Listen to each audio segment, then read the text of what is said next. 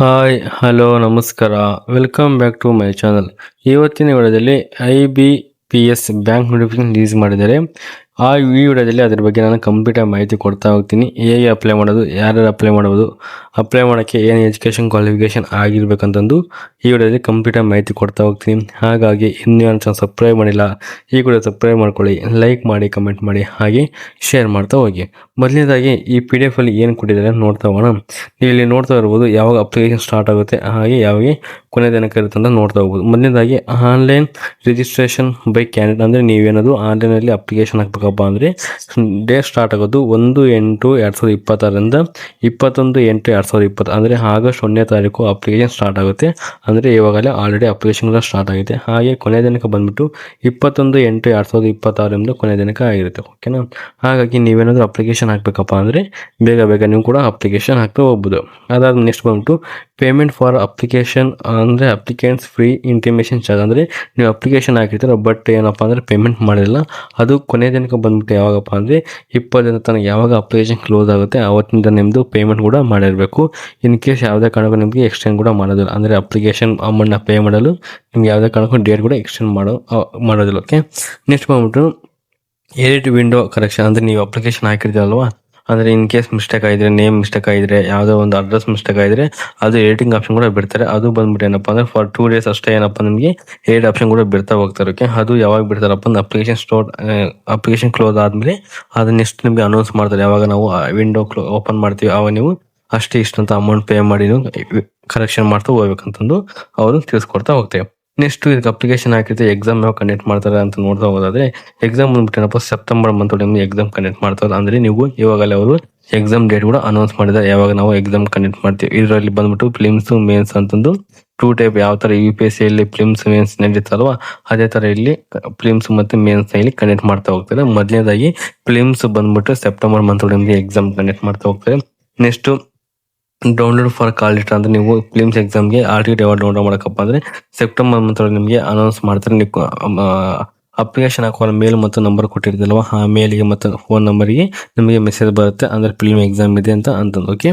Next ಬಂದ್ಬಿಟ್ಟು online examination film ಬಂದ್ಬಿಟ್ಟು ಏನಪ್ಪ ಅಂದರೆ ಇದು ಬಂದ್ಬಿಟ್ಟು ಅಕ್ಟೋಬರ್ ಒಳಗೆ ಇರುತ್ತೆ. ಓಕೆ. ಇದು ಬಂದ್ಬಿಟ್ಟು ಏನಪ್ಪ ಅಂದರೆ ಅಕ್ಟೋಬರ್ ಮಂತ್ ಎಕ್ಸಾಮ್ನ ಕಂಡಕ್ಟ್ ಮಾಡ್ತಾ ಹೋಗ್ತಾರೆ. ನೆಕ್ಸ್ಟ್ ಬಂದ್ಬಿಟ್ಟು ರಿಸಲ್ಟ್ ಯಾವಾಗ ಬಿಡ್ತಾರಪ್ಪ, ಮೇನ್ಸ್ ಫಿಲ್ಮ್ ಎಕ್ಸಾಮ್ ಬಂದ್ಬಿಟ್ಟು ರಿಸಲ್ಟ್ ಯಾವಾಗ ಬಿಡ್ತಾರಪ್ಪ ಅಂದರೆ ಎಕ್ಸಾಮ್ ಅಕ್ಟೋಬರ್ ಎಕ್ಸಾಮ್ ಆದಮೇಲೆ ನಿಮಗೆ ನವಂಬರ್ ಒಳಗೆ ಏನಪ್ಪ ಅಂದರೆ ಫಿಲ್ಮ್ ಎಕ್ಸಾಮ್ ಬಿಡ್ತಾರೆ. ಅಂದರೆ ಯಾರ್ಯಾರು ಮೇನ್ಸ್ ಎಕ್ಸಾಮ್ ಸೆಲೆಕ್ಟ್ ಆಗಿರೋ ಅಂತಂದು ನಿಮಗೆ ನವಂಬರ್ ಮಂತ್ ಒಳಗೆ ನಿಮಗೆ ಎಕ್ಸಾಮ್ದು ರಿಸಲ್ಟ್ ಬಿಡ್ತಾ ಹೋಗ್ತದೆ. ನೆಕ್ಸ್ಟ್ ಬಂದ್ಬಿಟ್ಟು ಏನಪ್ಪ download for the call letter online examination mains ನೀವು ಅಂದರೆ ನೆಕ್ಸ್ಟು ನವಂಬರ್ ಒಳಗೆ ಫಿಲಿಮ್ಸ್ ಎಕ್ಸಾಮ್ನ ರಿಸಲ್ಟ್ ಅನೌನ್ಸ್ ಮಾಡಾದ್ಮೇಲೆ ಅದೇ ನವಂಬರ್ ಮಂತ್ ಒಳಗೆ ನಿಮಗೆ ಯಾರೇ ಸೆಲೆಕ್ಟ್ ಆಗಿರೋ ಮೇನ್ಸ್ ಎಕ್ಸಾಮ್ ಅಂತಂದು ಅವಾಗ ಅವ್ರದ್ದೆಲ್ಲ ಟಿಕೆಟ್ನ ರಿಲೀಸ್ ಮಾಡ್ತಾರೆ. ಡೌನ್ಲೋಡ್ ಮಾಡಿಕೊಂಡು ನೆಕ್ಸ್ಟ್ ಮೇನ್ಸ್ ಎಕ್ಸಾಮ್ಗೆ ಹೋಗಬೇಕು. ನೆಕ್ಸ್ಟ್ ಆನ್ಲೈನ್ ಒಳಗೆ ನಿಮಗೆ ಮೇನ್ಸ್ ಎಕ್ಸಾಮ್ ಕಂಡಕ್ಟ್ ಮಾಡ್ತಾರೆ. ಮೇನ್ಸ್ ಎಕ್ಸಾಮ್ ಬಂದ್ಬಿಟ್ಟು ಡಿಸೆಂಬರ್ ಮಂತ್ ನಿಮಗೆ ಮೇನ್ಸ್ ಎಕ್ಸಾಮ್ನ ಇಲ್ಲಿ ಕಂಡಕ್ಟ್ ಮಾಡ್ತಾ ಹೋಗ್ತಾರೆ. ಇದು ಬಂದ್ಬಿಟ್ಟು ಏನಪ್ಪ ಅಂದರೆ ಫಿಲಿಮ್ಸ್ ಮೇನ್ಸ್ ಮತ್ತು ರಿಸಲ್ಟ್ ಬಗ್ಗೆ ಮಾಹಿತಿ ಆಯಿತು. ನೆಕ್ಸ್ಟ್ ಬಂದ್ಬಿಟ್ಟು ಏನಪ್ಪ ನೆಕ್ಸ್ಟ್ ಮೇನ್ಸ್ ಒಳಗೆ ಏನೋ ಕ್ಲಿಯರ್ ಮಾಡಿದರೆ ಅದು ಪ್ರಾವಿಷನಲ್ ಅಲಾಟ್ಮೆಂಟ್ ಅಂತ ಬಿಡ್ತಾ ಹೋಗ್ತಾರೆ. ಅದು ಬಂದ್ಬಿಟ್ಟು ಮಾರ್ಚ್ ಒಳಗೆ ಇರುತ್ತೆ. ಮಾರ್ಚ್ ಒಳಗೆ ನಿಮಗೆ ಪ್ರಾವಿಷನಲ್ ಅನೌನ್ಸ್ಮೆಂಟ್ ಅಂತ ಬಿಡ್ತಾ ಹೋಗ್ತಾರೆ. ಇದು ಬಂದ್ಬಿಟ್ಟು ಮಾರ್ಚ್ ಅಂದರೆ 2027 ಮಾರ್ಚ್ ಮಂತ್ ಒಳಗೆ ನಿಮಗೆ ಬಿಡ್ತಾ ಹೋಗ್ತಾರೆ. ಇದು ಬಂದ್ಬಿಟ್ಟು ಏನಪ್ಪ ಅಂದರೆ ಇದು ಕಂಪ್ಲೀಟ್ ಅಪ್ಲಿಕೇಶನ್ ಮತ್ತು ಎಕ್ಸಾಮ್ ಬಗ್ಗೆ ಮಾಹಿತಿ ಆಯಿತು. ನೆಕ್ಸ್ಟ್ ಇದಕ್ಕೆ ಅಪ್ಲೈ ಮಾಡೋಕ್ಕಪ್ಪ ಏಜ್ ಕ್ವಾಲಿಫಿಕೇಶನ್, ಏಜ್ ಎಷ್ಟು ಇರಬೇಕು, ಕ್ವಾಲಿಫಿಕೇಶನ್ ಏನಾಗಿರಬೇಕು, ಯಾವ ಕ್ಯಾಟಗರಿ ಎಷ್ಟೆಷ್ಟು ಅಮೌಂಟ್ನ ಪೇ ಮಾಡೋಕ್ಕಂತ ನಿಮಗೆ ಈಗ ಕಂಪ್ಲೀಟಾಗಿ ನಾನು ತಿಳಿಸ್ಕೊಡ್ತಾ ಹೋಗ್ತೀನಿ.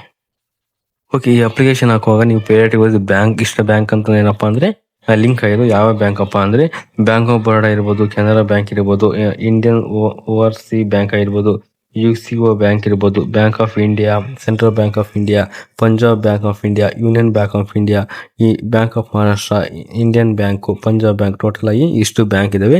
ನೀವು ಅಪ್ಲಿಕೇಶನ್ ಹಾಕುವ ಲಾಸ್ಟ್ ಸ್ಟೆಪ್ ಒಳಗೆ ನಿಮ್ಗೆ ಯಾವ ಫಸ್ಟ್ ಬ್ಯಾಂಕ್ ಬೇಕು ಅದನ್ನು ಪೇರೆಟಿ ವೈಸ್ ಕೊಟ್ಕೊಂತ ಬರಬೇಕು. ಲೈಕ್ ನಾನು ಇವಾಗ ಏನಪ್ಪ ಅಂದರೆ ಅಪ್ಲಿಕೇಶನ್ ಹಾಕುವಾಗ ನಾನು ಇವಾಗ ಇಂಡಿಯನ್ ಓವರ್ಸೀಸ್ ಬ್ಯಾಂಕ್ ಅಂತ ಕೊಟ್ಟೆ, ನೆಕ್ಸ್ಟು ಪಂಜಾಬ್ ನ್ಯಾಷನಲ್ ಬ್ಯಾಂಕ್ ಅಂತ ಕೊಟ್ಟೆ, ನೆಕ್ಸ್ಟು ಪಂಜಾಬ್ ಸಿಂಧ್ ಬ್ಯಾಂಕ್ ಅಂತ ಈ ಥರ ಒಂದು ಆರ್ಡರ್ ವೈಸ್ ಕೊಡ್ಕೊಂತ ಬರ್ತೀನಿ. ನಾನು ಸೆಲೆಕ್ಷನ್ ಆದಮೇಲೆ ನಿಮ್ಗೆ first Indian overseas bank select ಆಗಿಲ್ಲಪ್ಪ ಅಂದರೆ ನೆಕ್ಸ್ಟು ಪಂಜಾಬ್ ನ್ಯಾಷನಲ್ ಬ್ಯಾಂಕಿಗೆ ಬರ್ತಾರೆ. ಪಂಜಾಬ್ ಬ್ಯಾಂಕಿನ ನೀವು ಕಟ್ ಆಫ್ ನಿಲ್ಲಪ್ಪ ಅಂದರೆ ನೆಕ್ಸ್ಟು ಪಂಜಾಬ್ ಸಿಂಧ್ ಬ್ಯಾಂಕಿಗೆ ಈ ಥರ ಏನಪ್ಪ ಅಂದರೆ ನಿಮಗೆ ಕಟ್ ಆಫ್ ಯಾವ್ದು ನಿಲ್ತೈತೆ ಆ ಬ್ಯಾಂಕಿಗೆ ನಿಮಗೆ ಏನಪ್ಪ ಅಂದರೆ ಜಾಬ್ನ ಕೊಡ್ತಾ ಹೋಗ್ತಾರೆ. ಓಕೆನಾ. ಇದು ಬಂದ್ಬಿಟ್ಟು ಏನಪ್ಪ ಅಂದರೆ ಇಷ್ಟು ಬ್ಯಾಂಕ್ ಅಂತ ಈ ಆರ್ಡರ್ ವೈಸ್ ನೀವು ಕೊಟ್ಕೊಂತ ಹೋಗ್ಬೋದು.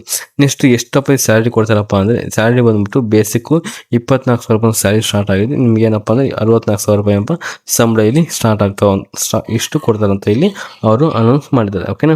ನೆಕ್ಸ್ಟ್ ಬಂದ್ಬಿಟ್ಟು ಎಲಿಜಿಬಿಲಿಟಿ ಕ್ರೈಟೀರಿಯಾ ನೋಡ್ತಾ ಹೋಗೋಣ. ಯಾರು ಇದಕ್ಕೆ ಅಪ್ಲೈ ಮಾಡೋಕ್ಕೆ ಯಾರು ಎಲಿಜಿಬಲ್ ಅಂತ ಇದರಂತ ನೋಡ್ತಾ ಹೋಗೋಣ. ಮೊದಲನೇದಾಗಿ ಏನಪ್ಪ ಅಂದರೆ ನೀವು ಮಸ್ಟ್ ಏನಪ್ಪ ಇಂಡಿಯನ್ ಸಿಟಿಜನ್ ಆಗಿರಬೇಕು. ಇಂಡಿಯನ್ ಸಿಟಿಜನ್ ಆದರೆ ನೀವು ಅಪ್ಲೈ ಮಾಡೋಕ್ಕೆ ಎಲಿಜಿಬಲ್ ಇರ್ತೀರ. ಇನ್ ಕೇಸ್ ನೀವೇನಾದರೂ ನೇಪಾಳ ಸಿಟಿಜನ್ ಆದರೂ ಅಪ್ಲೈ ಮಾಡೋಕ್ಕೆ ಬರ್ತೀರಾ. ಸಬ್ಜೆಕ್ಟ್ ಭೂತಾನ್ ಸಿಟಿಜನ್ ಆದರೂ ಕೂಡ ಅಪ್ಲೈ ಮಾಡೋಕ್ಕೆ ಬರ್ತೀರಾ. ಬಟ್ ನೀವು ಬೇರೆ ಸ್ಟೇಟ್ ಒಳಗೆ ಬೇರೆ ಕಂಟ್ರಿ ಸಿಟಿಜನ್ ಆಗಿದೆ ನೀವು ಕೆಲಸನ ಬೇರೆ ಕಡೆ ಮಾಡಬೇಕಂತ ಇಲ್ಲಿ ಅದು ರೂಲ್ಸ್ ಇರುತ್ತೆ. ಇದರ ಆಲ್ಮೋಸ್ಟ್ ಇಂಡಿಯಾದವರು ಮಾತ್ರ ಇಲ್ಲಿ ಅಪ್ಲಿಕೇಶನ್ ಆಗ್ತಾ ಹೋಗ್ತಾರೆ. ನೆಕ್ಸ್ಟು ಏಜ್ ನೋಡ್ತಾ ಹೋಗೋಣ. ಇದಕ್ಕೆ ಅಪ್ಲಿಕೇಶನ್ ಆಗಬೇಕಪ್ಪ ಅಂದರೆ ಏಜ್ ಎಷ್ಟು ಇರಬೇಕು ನೋಡೋದಾದರೆ ಮಿನಿಮಮ್ ಬಂದ್ಬಿಟ್ಟು 20 ವರ್ಷ ನಿಮಗೆ ಕಂಪಲ್ಸರಿ ಇರಬೇಕು. 20 ವರ್ಷ ಮೇಲ್ಪಟ್ಟವ್ರು ಮಾತ್ರ ಈ ಜಾಬಿಗೆ ಅಪ್ಲೈ ಮಾಡೋಕ್ಕೆ ಎಲಿಜಿಬಲ್ ಇರ್ತಾರೆ. ಅದಾದ ನೆಕ್ಸ್ಟ್ ಬಂದ್ಬಿಟ್ಟು ಮ್ಯಾಕ್ಸಿಮಮ್ 28 ಒಳಗೆ ವರ್ಷ ಇದ್ದರೆ ಮಾತ್ರ ಇದಕ್ಕೆ ಅಪ್ಲೈ ಮಾಡೋಕ್ಕೆ ಎಲಿಜಿಬಲ್ ಇರ್ತಾರೆ. ಇಲ್ಲಿ ನೋಡ್ತಾ ಇರ್ಬೋದು 20ರಿಂದ 28 ಒಳಗೆ ಏನಪ್ಪ ಅಂದರೆ ಏಜ್ ಇದ್ದರೆ ಮಾತ್ರ ಇದಕ್ಕೆ ಅಪ್ಲೈ ಮಾಡೋಕ್ಕೆ ಎಲಿಜಿಬಲ್. ಹಾಗಾಗಿ ನೀವು ಅಷ್ಟೊಂದು ಕಾಂಪಿಟೇಷನ್ ಕೂಡ ಇರೋದಿಲ್ಲ. ಹಾಗಾಗಿ ಬೇಗ ನೀವು ಅಪ್ಲೈ ಮಾಡಿ ಕೂಡ ಆರಾಮಾಗಿ ಕ್ಲಿಯರ್ ಮಾಡ್ತಾ ಹೋಗ್ಬೋದು. ನೆಕ್ಸ್ಟ್ ಕ್ಯಾಟಗರಿ ವೈಸ್ ನಿಮ್ಗೆ ಏನಪ್ಪ ಅಂದರೆ ಏಜ್ ರಿಲೆಕ್ಷನ್ ಕೊಡ್ತಾ ಹೋದರೆ ಯಾವ ಕ್ಯಾಟಗರಿಗೆ ಎಷ್ಟೆಷ್ಟು ಏಜ್ ರಿಲೆಕ್ಷನ್ ಇರಬೇಕಂತ. ನೆಕ್ಸ್ಟ್ ಬಂದ್ಬಿಟ್ಟು ಇಲ್ಲಿ SC/ST ಅವ್ರಿಗೆ ಏನಪ್ಪ 5 ವರ್ಷ ಸದ್ಯಕ್ಕೆ ಕೊಟ್ಟಿದ್ದಾರೆ.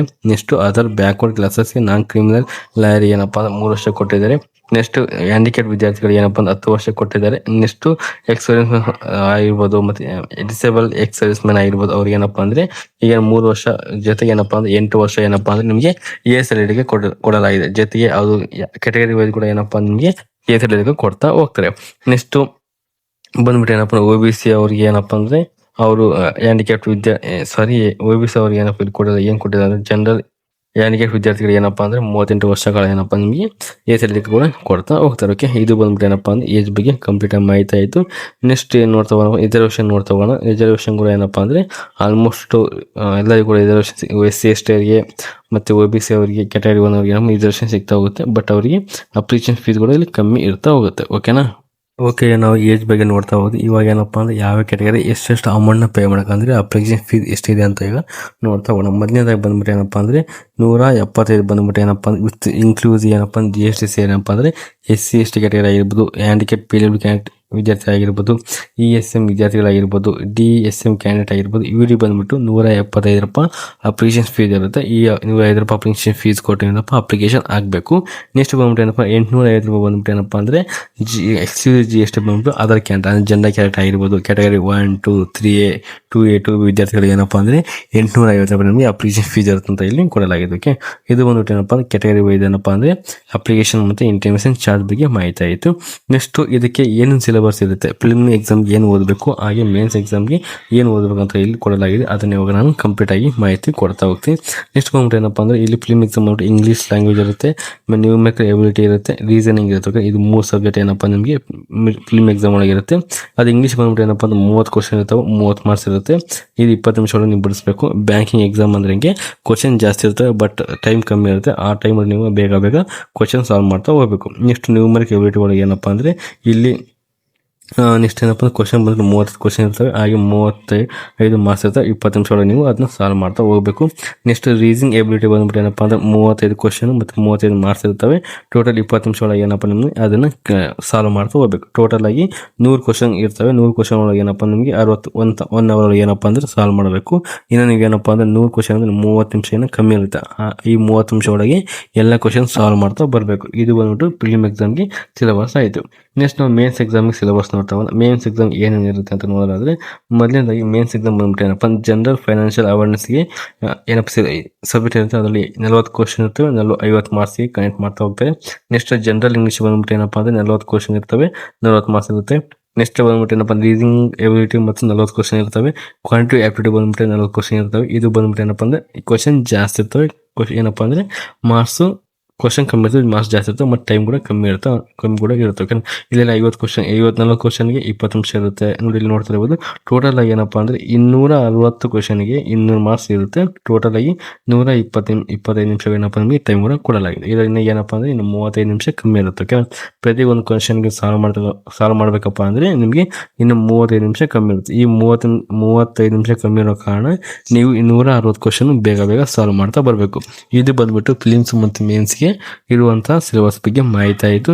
ನೆಕ್ಸ್ಟ್ ಏನಪ್ಪ ಅಂದರೆ ಇಲ್ಲಿ ಯಾವ ಸ್ಟೇಟ್ಗಳು ನೋಡ್ತಾ ಹೋಗ್ಬೋದು. ಯಾವ ಸ್ಟೇಟ್ಗೆ ಯಾವ ಲ್ಯಾಂಗ್ವೇಜ್ ಕೂಡ ಇಲ್ಲಿ ಮೋಷನ್ ಆಫ್ ಮೀಡಿಯಂ ಎಕ್ಸಾಮಿನೇಷನ್ ಅಂದರೆ ಯಾವ ಸ್ಟೇಟ್ಗೆ ಯಾವ ಲ್ಯಾಂಗ್ವೇಜ್ ಕೂಡ ಇರಲಾಗಿದೆ ಅಂತ. ಅದು ನೀವು ಅಪ್ಲಿಕೇಶನ್ ಹೋಗುವಾಗ ಯಾವ ಲ್ಯಾಂಗ್ವೇಜ್ ಅಲ್ಲಿ ಎಕ್ಸಾಮ್ ಬರ್ತೀರ ಅಂತ ಕೂಡ ಇಲ್ಲಿ ಕೊಡಲಾಗಿದೆ. ಓಕೆ, ನಾವೀಗ ಸದ್ಯ ಕರ್ನಾಟಕ ನೋಡಿದ್ರೆ ನಮಗೆ ನಾವು ಇರೋದು ಏನಪ್ಪಾ ಅಂದ್ರೆ ಅಪ್ಲಿಕೇಶನ್ ಆಗಿರೋದು ಕರ್ನಾಟಕ ಮಾತ್ರ ಅಪ್ಲಿಕೇಶನ್ ಹಾಕ್ತಿವಿ. ನೀವು ಬೇರೆ ಸ್ಟೇಟಿಗೆ ಅಪ್ಲೈ ಮಾಡಿದ್ರೆ ಬೇರೆ ಸ್ಟೇಟ್ಗೆ ಹರಿಯಾಣ ನೋಡ್ತಿರ್ಬೋದು ಇಂಗ್ಲಿಷ್ ಹಿಂದಿ ಲ್ಯಾಂಗ್ವೇಜ್ ಒಳಗೆ ಎಕ್ಸಾಮ್ ಕನೆಕ್ಟ್ ಮಾಡ್ತಾರೆ. ಬಟ್ ನಾನು ಇವಾಗ ಕರ್ನಾಟಕ ತೋರಿಸ್ತಾ ಇದ್ದೀನಿ.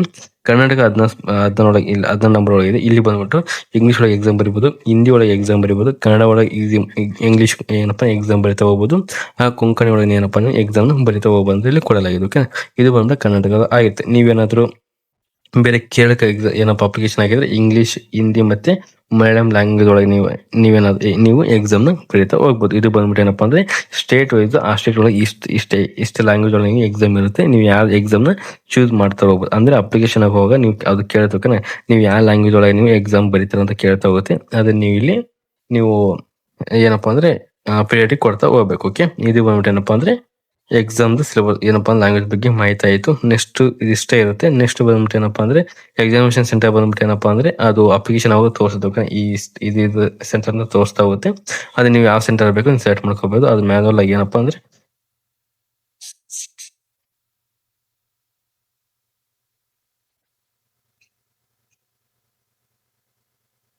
ಇದಿಷ್ಟು ಈ ಜಾಬ್ ಬಗ್ಗೆ ಮಾಹಿತಿ ಆಯ್ತು. ನೆಕ್ಸ್ಟ್ ಇನ್ನೊಂದು ಏನಪ್ಪಾ ಅಂದ್ರೆ ನೀವು ಅಪ್ಲಿಕೇಶನ್ ಹಾಕುವಾಗ ನಿಮ್ದು ಏನಾದ್ರು ರಿಸರ್ವೇಶನ್ ಕ್ಲೈಮ್ ಮಾಡ್ತಿದ್ರಪ್ಪ ಅಂದ್ರೆ ಎಲ್ಲಾ ಸರ್ಟಿಫಿಕೇಟ್ ಬೇಗ ಮಾಡ್ಸ್ಕೊಂಡು ಇಟ್ಕೊಂಡಿರ್ಬೇಕು. ಓಕೆನಾ, ಅಂದ್ರೆ ಅಪ್ಲಿಕೇಶನ್ ಕ್ಲೋಸ್ ಆಗೋ ಡೇಟ್ ಒಳಗೆ ಎಲ್ಲಾ ರಿಸರ್ವೇಶನ್ ಸರ್ಟಿಫಿಕೇಟ್ ನಿಮ್ಮ ಹತ್ರ ಇರಬೇಕು. ಓಕೆ, ಇನ್ ಕೇಸ್ ನಿಮ್ಗೆ ಡೌಟ್ ಇದೆ ಕಮೆಂಟ್ ಬಾಕ್ಸ್ ಕಮೆಂಟ್ ಮಾಡಿ. ಹಾಗೆ ನೆಕ್ಸ್ಟ್ ವಿಡಿಯೋದಲ್ಲಿ ಇದನ್ನ ಯಾವ ತರ ಅಪ್ಲಿಕೇಶನ್ ಹಾಕೋದಂತ ನಿಮಗೆ ಕಂಪ್ಲೀಟ್ ಆಗಿ ಮಾಹಿತಿನ ಕೊಡ್ತಾ ಹೋಗ್ತೀನಿ. ಓಕೆ, ಹಾಗೆ ನನ್ನ ಚಾನಲ್ ಸಬ್ಸ್ಕ್ರೈಬ್ ಮಾಡ್ಕೊಂಡು ಕೂಡ ಇಟ್ಕೊಂಡಿರ್ಬೇಕು. ವಿಡಿಯೋ ಇಷ್ಟ ಆದ್ರೆ ಲೈಕ್ ಮಾಡಿ, ಕಮೆಂಟ್ ಮಾಡಿ, ಹಾಗೆ ಶೇರ್ ಮಾಡ್ತಾ ಹೋಗಿ.